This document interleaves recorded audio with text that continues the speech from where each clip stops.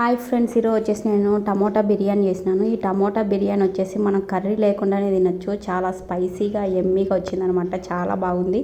తప్పకుండా మీరు కూడా ట్రై చేయండి. అసలు చాలా కలర్ఫుల్గా చూస్తూనే తినాలనిపించే విధంగా ఉంది.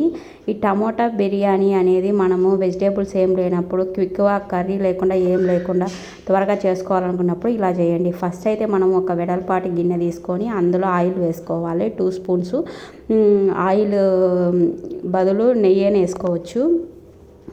2 స్పూన్స్ ఆయిల్ వేసుకొని దాంట్లోకి మసాలా దినుసులు వేసుకోవాలి. చెక్క, లవంగము, షాజీరా, ఇంకా మనం బిర్యానీ ఆకు, ఇవన్నీ ఏవి అవైలబుల్లో, జాజికాయ, ఇవన్నీ ఏవి అవైలబుల్లో మనకు మసాలా దినుసులు ఉంటే అవన్నీ వేసేసుకొని ఫస్ట్లోనే ఆయిల్ హీట్ అయి ఉంటుంది కాబట్టి మనము ఈ వేసనే తొందరగా మాడిపోతాయి. సో మనం వెంటనే పచ్చిమిర్చి వేసేయాలి.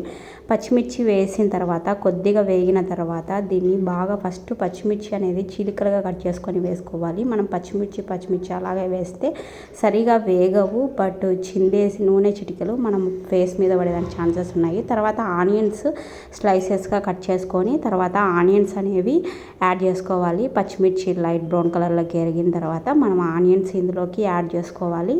ఆనియన్స్ యాడ్ చేసిన తర్వాత మనం వచ్చేసి పచ్చి వాసన పోయేంత వరకు బాగా వేయించుకోవాలి. వీడియోలో చూపిస్తున్న విధంగా పచ్చివాసన పోయేంత వరకు వేయించుకున్న తర్వాత అప్పటికప్పుడు ఫ్రెష్గా దంచిన అల్లం వెల్లుల్లి పేస్ట్ ఇందులోకి వేసుకొని ఇది కూడా మనం పచ్చివాసన పోయేంత వరకు వేయించాలి. వేయించేసి మనకు బాగా లైట్ బ్రౌన్ కలర్ వచ్చేంత వరకు అంత అల్లం వెల్లుల్లి పేస్ట్ బాగా ఉడికినంత వరకు మనము ఈ ఆనియన్స్లో ఈ అల్లం వెల్లుల్లి పేస్ట్ వేసేసి బాగా వేయించాలి. వేయించిన తర్వాత మనం వచ్చేసి టమోటాలు స్లైసెస్గా కట్ చేసుకొని టమోటాలు వేసుకోవాలి. టమోటా బిర్యానీ కాబట్టి టమోటాలు క్వాంటిటీ ఎక్కువే పడుతుంది. మళ్ళీ నేను టమోటాలని పేస్ట్ మాదిరి చేసి వేస్తున్నాను. సో కట్ చేసుకొని కొన్ని వేసుకున్నాను.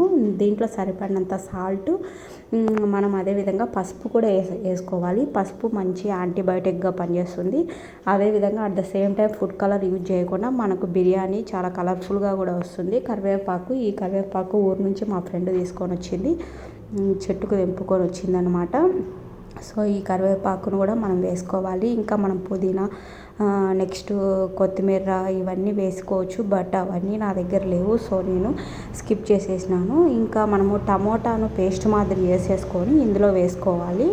ఒక 4 ఎన్ని క్వాంటిటీ అనేది మనము వేసుకొని మనము టమోటాను మిక్సీ వేసేసుకొని ఒక కప్పు పెరుగు వేసుకొని బాగా మిక్స్ చేయాలి. మిక్స్ చేసిన తర్వాత మనము ఒక గ్లాస్ రైస్కి 3.5 గ్లాస్ వేసుకోవాలి. ఎందుకంటే మనం పెరుగు, టమోటా గుజ్జు ఇవన్నీ వేసుకున్నాం కాబట్టి పెరుగు వేసినప్పుడు మనం స్లో ఫ్లేమ్లోనే వేసుకోవాలి, లేకుంటే పెరుగు విరిగిపోతుంది.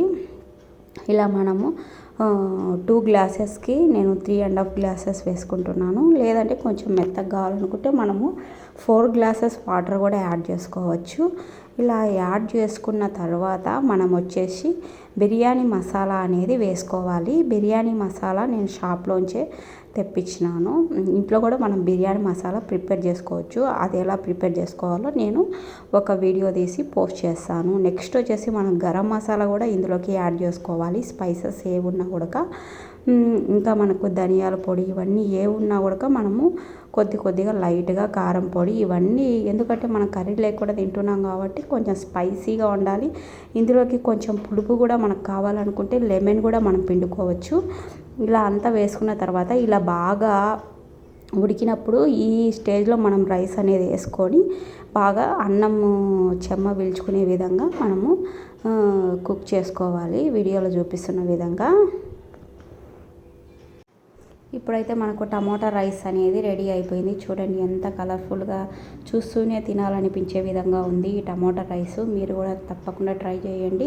వెజిటేబుల్స్ లేనప్పుడు మనకు కర్రీ లేకుండా ఇలా పిల్లలు కూడా చాలా ఇష్టంగా తింటారు. మా పిల్లలు ఈరోజు టమోటా బిర్యానీ చేయి మమ్మీ అన్నారు.